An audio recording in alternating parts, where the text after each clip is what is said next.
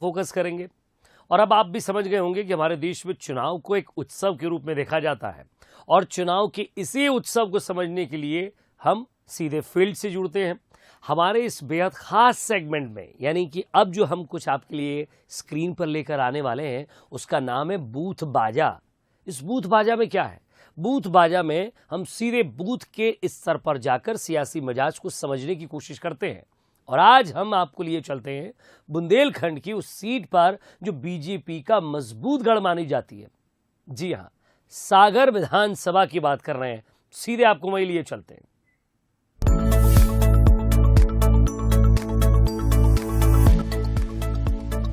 इस वक्त हम बुंदेलखंड के गौरव यानी डॉक्टर सर हरि सिंह गौर के प्रांगण केंद्रीय विश्वविद्यालय में खड़े हुए हैं, जहां से न जाने ही कितने राजनीतिज्ञ नेता यहां से बने और आज वो ऊंचे ऊंचे पायदानों पर हैं। आज हम सागर की गलियों में चलेंगे, लोगों की नब्ज टटोलेंगे और कुछ जो सिटिंग एमएलए हैं, विपक्ष है, उनसे भी बात करेंगे और जानेंगे कि 2023 के लिए उनकी क्या तैयारियां हैं। डॉक्टर सर हरि सिंह गौर की नगरी सागर। डॉक्टर गौर, जिन्होंने अपना सब कुछ सागर के बेहतर भविष्य के लिए न्योछावर कर दिया। सियासत की ये वो उपजाऊ धरा है जिसने कई दिग्गज नेता देश और प्रदेश को दिए हैं। अब करीब 3 दशकों से बुंदेलखंड में ये बीजेपी का मजबूत गढ़ बनी हुई है। 1993, 1998 और 2003 में बीजेपी की सुधा जैन ने जीत की हैट्रिक लगाई और फिर उनकी जगह 2008 में मौका मिला तत्कालीन बीजेपी जिलाध्यक्ष शैलेंद्र जैन को।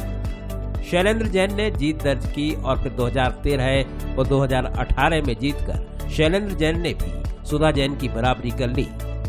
शैलेंद्र जैन जीत का चौका लगाने के लिए मैदान में फिर जुटे हैं। उन्हें उम्मीद है कि जिस तरह जनता का साथ मिलता रहा है, इस बार भी मिलेगा।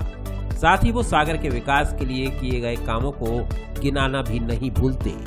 सागर शहर जो है एक महानगर के रूप में परिवर्तित होने वाला है और सागर शहर के अंदर इतने सारे काम जो चल रहे हैं तो जिस दिन अभी पूर्ण होंगे, सागर का तालाब जो है आगामी 4 महीनों के अंदर सागर के तालाब को हम लोग कंप्लीट करके जनता को सौंप देंगे। और मैं विश्वास पूर्वक कहना चाहता हूं, जितनी भी भ्रांतियां हैं वो भ्रांतियां दूर हो जाएंगी।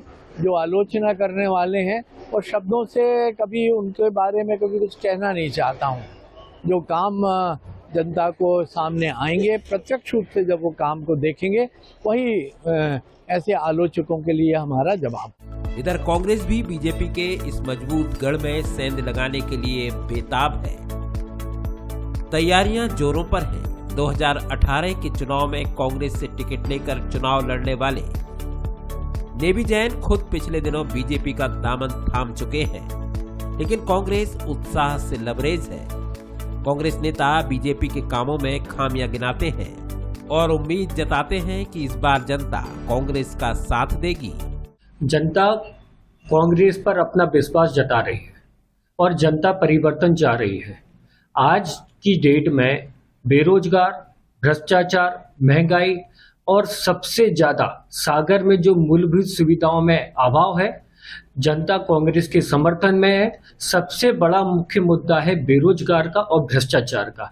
स्मार्ट सिटी के नाम पे सागर में सबसे ज्यादा भ्रष्टाचार हुआ है। लाखा बंजारा झील में सबसे बड़ा भ्रष्टाचार हुआ है और इन सबको जनता के बीच में लेकर आएंगे और इन्हीं मुद्दों पे हम विजय श्री प्राप्त करेंगे। बीजेपी के अपने दावे हैं, कांग्रेस के अपने तर्क हैं, लेकिन जनता बेबाकी से अपनी बात रखती है।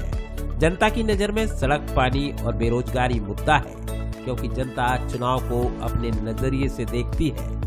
यदि हम सागर के रेफरेंस में बात करते हैं तो सागर में स्मार्ट सिटी का कार्य चल रहा है, लेकिन स्मार्ट सिटी का कार्य किस गति से चल रहा है ये आप लोग भी उससे बहुत अच्छे से वाकिफ हैं।